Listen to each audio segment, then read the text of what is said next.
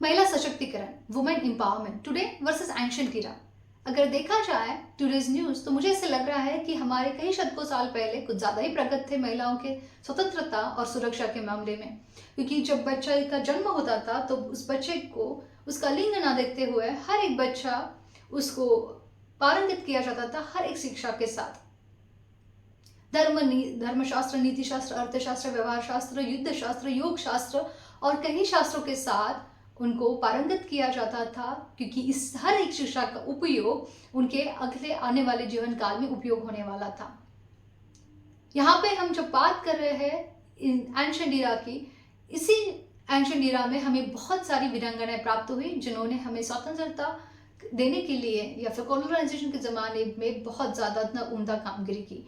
और इसी चलते हम एक महत्वपूर्ण वीरांगना के बारे में बात करने वाले हैं, अर्थात हमारी माँ Jijau. For understanding her visionary leadership, सारा विवेक बुद्धि का सही इस्तेमाल, पेशेंस और प्रसंग का ध्यान रखते हुए खुद के मनोबल को और बाकी प्रजाजनों को संभाल के रखना। नमस्कार, मैं Chetali, a clinical psychologist, behavioural trainer, को फाउंडर ऑफ मनोचक्षु। छत्रपति शिवाजी महाराज जी के जीवन चरित्र से लाइफ एंड वर्क मैनेजमेंट के कुछ किस्से हम आपके सामने प्रस्तुत कर रहे हैं, जहां पे आज हम बात करने वाले हैं माँ जिजाऊ की। पिछले पार्ट में हमने देखा कि निजामशाही तो डूब गई, लेकिन लड़ाई खत्म नहीं हुई। पूरे दक्कन को निगलने के लिए मुगल बादशाह तैयार जो बैठा था, और इसी के डर के कारण हमारे शाहजी राजे जी उनकी रवानगी महाराष्ट्र से दूर कर्नाटका में करने की फरमान मुगल बादशाह ने आदिल शाह को भेजा। आदिल शाह ने उसके ऊपर शिक्कामोर्तब करते हुए कर्नाटक रवानगी करने के लिए पूरी तैयारी कर दी। यहाँ पे उस वक्त पे माँ जिजाऊ भी शाहजी राजे जी के साथ थी। शाहजी राजे जी विचारमग्न थे कि मेरी पूर्ण स्वराज्य की स्वप्न पूर्ति कौन पूरा करेगा। उन्होंने विचार किया, पर उनको ज्यादा समय नहीं लगा निर्णय तक पहुंचने के लिए कि माँ जिजाऊ एक ऐसा इंसान कि जो काबिलियत रखता है, उनको चुना ना चुना, उनकी वाइफ है, उनकी इतनी पत्नी है, इस तौर पे नहीं उनको चुना गया। उन भली बातें जानते थे कि माँ जिजाऊ कितनी बड़ी योद्धा है, किस तरीके से वो प्रसंग को सावधानी के तौर पे इतने देख सकती है, सही समय पे निर्णय ले सकती है, उनके अंदर वो क्षमता है, और कोई भी कठिनाई होते हुए वो उस कठिनाइयों को आराम से पार किस तरीके से करती है। चाणक्य चुनौती उनके अंदर कूट कूट के भरी थी। ये सारी काबिलियत उनको एक परम योद्धा और जननी बनाने के लिए बहुत काफी था। इसी चलते माँ जिजाऊ के हाथ में ये स्वराज्य की इतनी सुपुर्दता कर दी गई, और माँ जिजाऊ ने ये दायित्व हंसी खुशी स्वीकार लिया, क्योंकि उनके लिए उनके पति से दूर रह के कुछ खुद को प्रूव करने का ये एक मौका था, लेकिन बहुत कठिन प्रयत्न और प्रयास रहने वाला था। माँ जिजाऊ छोटे शिवबा के साथ पुणे की ओर निकल पड़ी, पर यहाँ पे शाहजी राजे जी ने एक और स्फूर्तिला दिमाग चलाया और सोचा कि एक योद्धा अगर आगे बढ़ रहा है तो उसको हर समय पे मेंटोर की जरूरत रहेगी। हम नेक्स्ट जनरेशन शिवबा जो है उनको योद्धा बनाने की तैयारी कर रहे हैं, तो उनको एक कोच लगेगा। 2-in-1 पैकेज उन्होंने डिसाइड किया। दादाजी कोंडदेव जी को पंत ये पदवी उन्होंने इतनी प्रदान की, और ये दोनों माँ बेटे को उनके हालों हाले सुपुर्द किया। उम्र कुछ लगभग 60 साल। ये 60 साल के योद्धा उनके साथ पुणे की दिशा के ओर आगे बढ़ गए, जहाँ पे पुणे के दौर पे आ गए ये तीनों लोग, और उनका दिमाग पूरी तरीके से हिल गया, क्योंकि पूरा का पूरा पुणे बेचिराग हो चुका था। आदिल शाह ने खुद की हुकूमत दिखाने के लिए पूरे पुणे को आग लगा दी थी। जहाँ पे उन्होंने बताया कि कोई भी इंसान अगर खुद का स्वतंत्र स्वराज्य बनाने की कोशिश भी करेगा तो मराठाओं का हाल ऐसे ही होगा। वहां पे वो रुका नहीं, उसने पूरे पुणे में जितनी भी उपजाऊ जमीन थी वहां पे जो गधे का हल है वो चलाया, और बीच राह पे वो एक लोखंड की पहाड़ उन्होंने इतने गड़ा के रख दी, उसके ऊपर टूटी हुई चप्पलों की मालाएं रख दी, और कई सालों पहले हुआ यह हादसा आज भी कल हुआ जैसा उनके आंखों के सामने आ गया, क्योंकि वो पहाड़ भी वैसे ही थी और वो जो माला थी टूटी हुई चप्पलों की वो भी वैसे ही थी।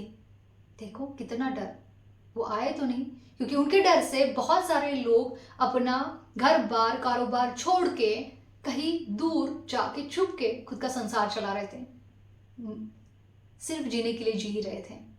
माँ ने पूरे पुणे का मुआयना किया। उन्होंने इतने पाया कि यहाँ पे हमें पहले तो हेडक्वार्टर बनाना चाहिए, इसलिए माँ ने आदेश दिए और लाल महल की तैयारी कर दी। लाल महल को ठीक कराने के प्रयास में सारे लग गए। लाल महल देखते ही देखते तैयार हुआ। माँ का उद्देश्य ये था कि कोई भी इंसान को अगर तकलीफ है और वो हमारे तरफ आए तो उस इंसान को थोड़ा बहुत राहत तो मिले। माँ ने न्याय निवाड़ा का जो न्यायालय था वो लाल महल में शुरू कर दिया। जहाँ पे लोग नहीं आ सकते वहां पे वो खुद पहुंच जाते थे। वो ना पहुंच पाए तो वो दादाजी कोंडदेव जी को वहां तक भेज देते। और इसी चलते इतने माँ ने पहला कदम ये उठाया कि हमें लोगों तक पहुंचना है, और लोगों तक पहुंचने का एक आसान जरिया उनको लगा कि धर्म।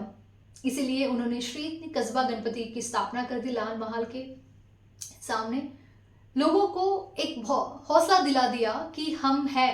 जहाँ पे पूजा अर्चा करना भी पाप माना जा रहा था, वहां पे माँ ने श्री गणपति जी की स्थापना कर दी।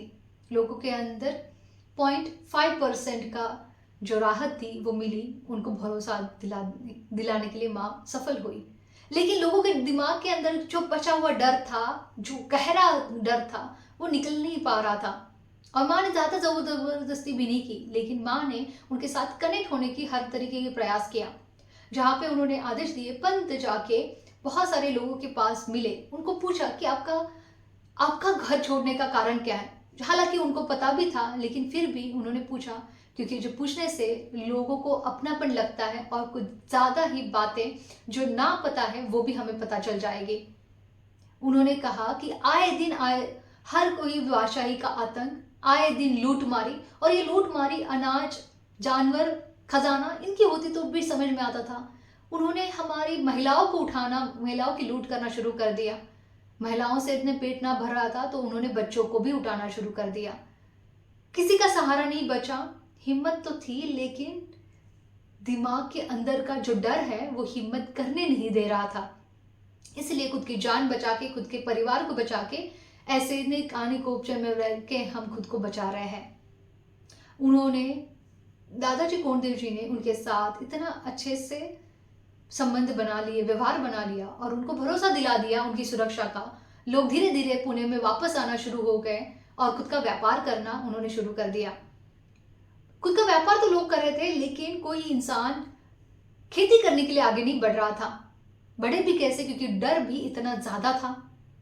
यहाँ पे माँ जिजाऊ ने देखा कि जो पुणे के इतने उपजाऊ जमीन थी, जिसका तहस नहस हो चुका था, बाबुल के पेड़ उग चुके थे, क्योंकि अब तो वो जमीन उपजाऊ हो ही नहीं सकती। जिन लोगों ने इसे ठाना था, पहले उन्होंने लोगों को मिला लेके अरण्य साफ करा दिया। अरण्य जहाँ पे मनुष्य बस्ती नहीं है वहां पे अरण्य भी बढ़ेगा और जंगली जानवर भी बढ़ेंगे। माँ जिजाऊ ने पूरी जमीन साफ कर दी और हर एक इंसान को ऐलान किया, हर एक नागरिक को ऐलान किया कि मुट्ठी भर आपका अनाज लेके वहां जहां पे वो जो पहाड़ गड़ी हुई है वहां पे आए। सारे लोग वहां पे आ गए। देखते ही देखते पूरा गांव जमा हो गया और सबके दिमाग में प्रश्न था कि अब माँ करने क्या वाली है, ये रानी करने क्या वाली है। माँ ने कुछ ऐसा किया कि लोगों के होश ही उड़ गए। माँ को पता था कि डर इतना ज्यादा है कि आओ उठो करो, अगर बोला तो नहीं करने वाले। ये डर इतना ज्यादा गहरा है कि हमें सब कुछ पता होने के बावजूद भी हमसे करा नहीं जाता। इसलिए जहां पे गधे का हल जोता था उस आदिल शाह बादशाह ने, वहां पे माँ ने सोने का हल जोता। जितना सोच के आप हैरान हैं, उससे कहीं ज्यादा या फिर कहीं छत को गुना ज्यादा वो लोग हैरान थे।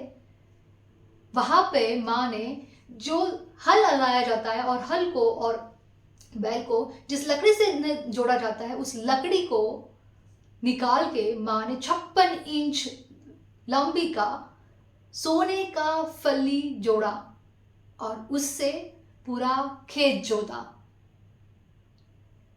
जहां पे एक इंसान आगे बढ़ के एक मुट्ठी दाना लाने के लिए संकोच कर रहा था, वहां पे माँ ने सोने का हल जोता।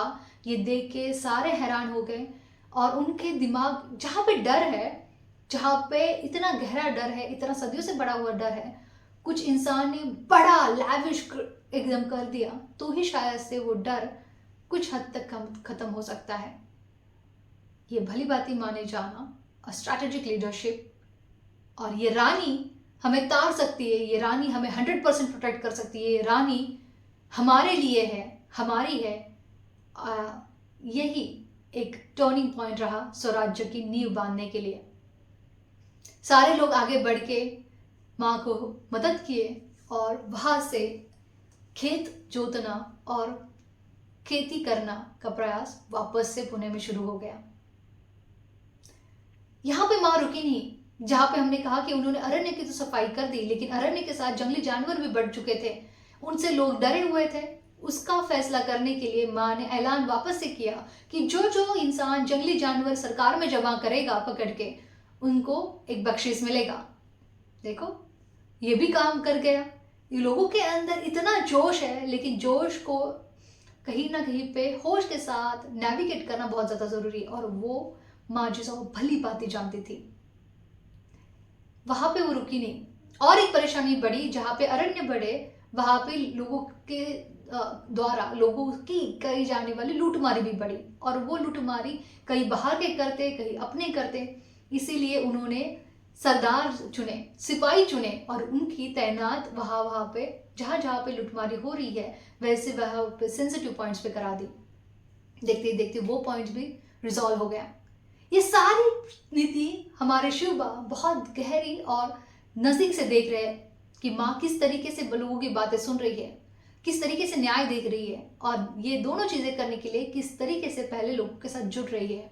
और यही चीजें उन्होंने खुद के स्वभाव में अपनाई कि लोगों के साथ कनेक्ट करना, बड़ों के साथ बड़ों जैसा, छोटों के साथ छोटों जैसा, ये व्यवहार उनका बहुत अच्छे से चलता था। ये देख के माँ बहुत प्रसन्न होती थी, और पंत इतने से शिवबा की चाणक्य नीति देख के बहुत ज्यादा हैरान होते।